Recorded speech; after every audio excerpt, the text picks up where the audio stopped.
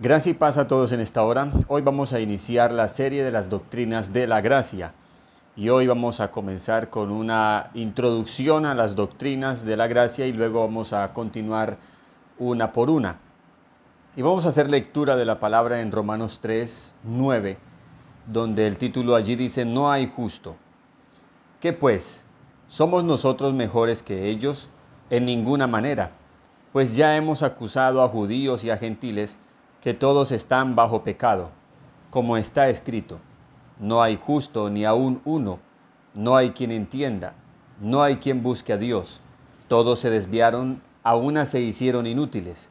No hay quien haga lo bueno, no hay ni siquiera uno. Sepulcro abierto es su garganta, con su lengua engañan, veneno de áspides hay debajo de sus labios. Su boca está llena de maldición y de amargura, sus pies se apresuran para derramar sangre. Quebranto y desventura hay en sus caminos, y no conocieron camino de paz. No hay temor de Dios delante de sus ojos. Antes de iniciar con el tema la depravación total, vamos a mirar un poco el contexto histórico de este asunto de las doctrinas de la gracia.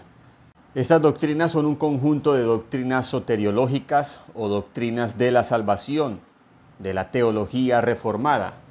Son llamadas también las doctrinas calvinistas. Las doctrinas de la gracia surgen en oposición a las enseñanzas formuladas por los seguidores de Jacobo Arminio. Estamos hablando del año 1610, allí en lo que popularmente se conoce como Holanda o Países Bajos.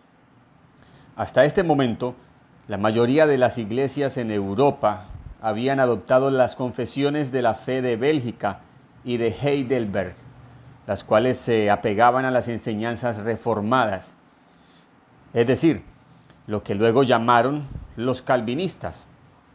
Los arminianos, en su proclamación, crearon 5 puntos en forma de protesta contra las doctrinas reformadas, a lo que posteriormente Calvino organizó lo que se conoce como las doctrinas de la gracia para responder a los arminianos. Es decir, la mayoría de las iglesias, sobre todo en Europa Central y Norte, eran iglesias reformadas. Jacobo Arminio fue un creyente que comenzó a enseñar diferente a las iglesias reformadas. Después de muertos sus seguidores, cogieron sus escritos y armaron lo que son los 5 puntos del arminianismo en oposición o en crítica a las iglesias reformadas. Y es ahí cuando Juan Calvino organizó de forma sistemática las doctrinas de la gracia para responder a los arminianos. Los 5 puntos de los arminianos son estos. Primero, el libre albedrío o capacidad humana. Con este punto ellos enseñan que el hombre, aunque afectado por la caída, tenía la capacidad o tiene la capacidad espiritual de escoger el bien y el mal. Y era o es capaz de ejercitar fe en Dios para ser salvos. Y ellos usan una serie de textos donde afirman esta posición. He aquí he puesto delante de ti el bien y el mal, la vida y la muerte. Y llama a Dios allí al hombre a escoger. Así que ellos hablan y enseñan de que el hombre tiene ese libre albedrío para escoger entre el bien y el mal, que tiene la capacidad volutiva para ejercitar fe en Dios para ser salvo. El segundo punto es la elección condicional.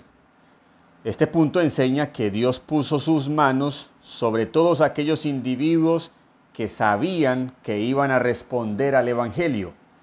Es decir, que Dios eligió a aquellos que Él vio previamente que querían ser salvos por medio de su propia voluntad o libre albedrío. Ellos citan al apóstol Pedro cuando señala que los elegidos según la presciencia de Dios, es decir, que los escogidos son aquellos que Dios previamente en su conocimiento eterno vio quién iba luego a responder favorablemente a su evangelio y a esos Dios escogió.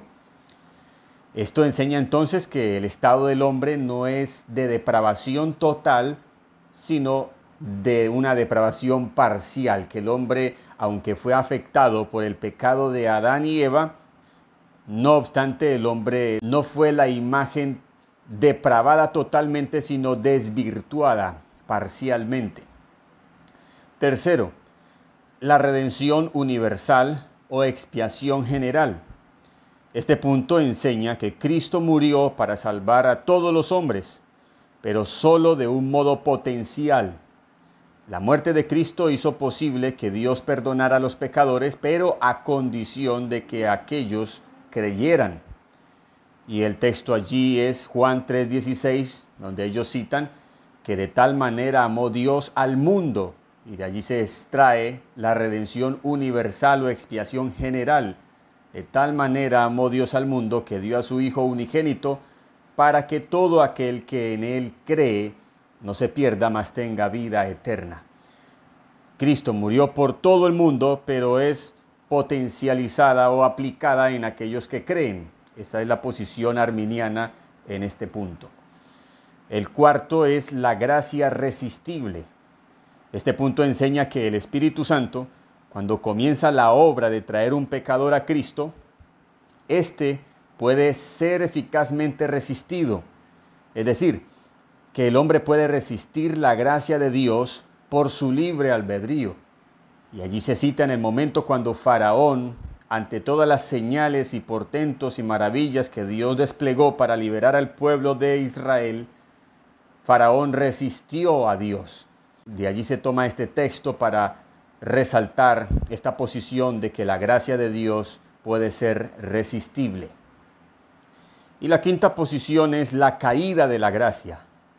Con este punto los arminianos enseñan que un hombre salvo puede final y definitivamente perder la salvación, es decir, caer de la gracia de Dios.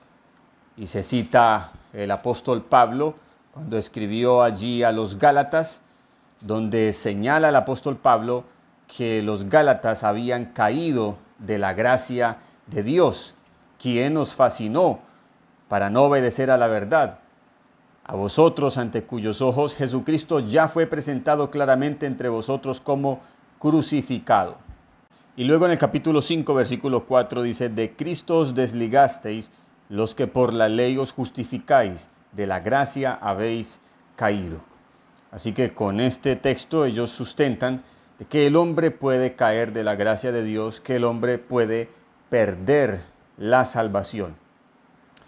Estos son los 5 puntos del arminianismo. Luego el sínodo de Dort formuló 5 puntos del calvinismo para contrarrestar este sistema, afirmando así la postura histórica de las iglesias en Europa, de las iglesias reformadas, especialmente allí en Países Bajos. Estos 5 puntos fueron presentados en forma de un acróstico en inglés con la palabra tulip, que son total depravación, elección incondicional, redención limitada, llamamiento eficaz o gracia irresistible y perseverancia de los santos. Estas son las doctrinas de la gracia proclamadas por las iglesias reformadas, las cuales vamos a estudiar una por una. Así que este es un estudio muy importante, puesto que vamos a considerar el tema que domina la Biblia, que es la obra de salvación de Dios en Cristo Jesús, la salvación del hombre. Y vamos a mirar este estudio respondiendo finalmente a estas 3 preguntas que serían clave para considerar los puntos bíblicos. Pregunta número 1 es, ¿de quién depende la salvación? Segunda, ¿quién es el autor de la salvación? Y tercero, ¿de quién es la gloria en la salvación? Las doctrinas que en sus respuestas sistemáticas señalen a Dios deben ser dignas de ser creídas y proclamadas. Aquella doctrina que con una de sus respuestas señale o incluya al hombre son dignas de ser rechazadas y señaladas. Y es por eso que yo considero que la doctrina arminiana raya con la herejía.